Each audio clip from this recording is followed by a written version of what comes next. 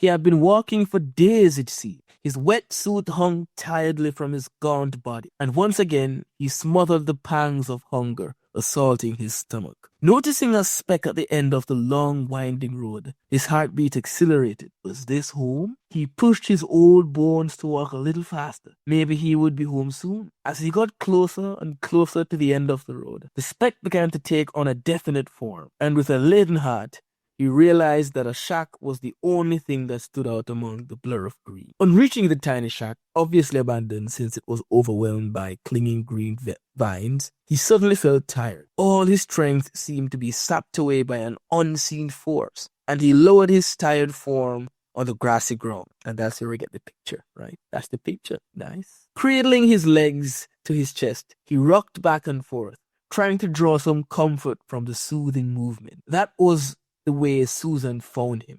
His hair stood up in all different directions. Wrinkled creases marred his brow, and his whole posture was that of a frightened, confused man. A twig snapped under his feet, and he suddenly jumped up, his bones creaking in protest. The young woman before him smiled, a smile that seemed to be a brilliant beam of sunlight in his otherwise melancholy world. Her rich chocolate brown eyes were filled with warmth and understanding. These eyes mesmerized him. They seemed to reach out to him in an unspoken, yet thankfully loud message. He found himself offering up one wrinkled, trembling hand, and without a thought, the young woman grasped it, hung on to it as though it were something to be treasured, and he felt the warmth of her hand spread all through his entire body. That warmth, combined with the warmth of her smile and the warmth in her beautiful dark eyes, seemed to banish all the cold loneliness and bewilderment in his heart.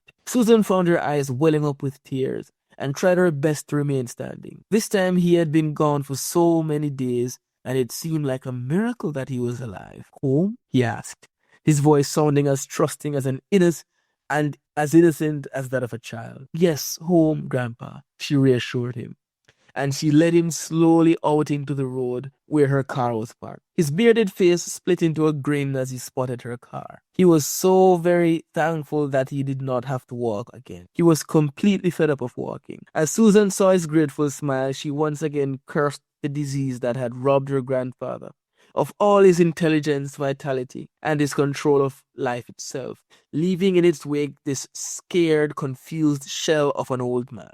Alzheimer's, the disease that her grandfather, a renowned doctor, had tried to fight, but had lost. Ooh, that's a story. I like this story. This story has quite a lot of real life in it. I like the story. What do you guys think? I have some more detailed thoughts, but what do you think of that story? This is really good, sir. I like the reveal of why this old gentleman is walking in the middle of the road, I'm assuming, with Alzheimer's. And I like the fact that they showed that this grandfather was once a doctor who tried to fight it, but lost. And I think the way this person handled this very real topic in the real world, they handled it really good, considering this was CSEC. CSEC, I'm assuming. It's CSEC, yes. And this is, I'm lost for words, but this is quite impressive, sir. Quite impressive. And I think that's what most of the older generation do, pardon, most of the older generation kind of suffer with. Well, no, actually suffer with. Yeah, it's a dreadful disease. Any disease that affects the mind and disrupts things like memory, consciousness, and senses.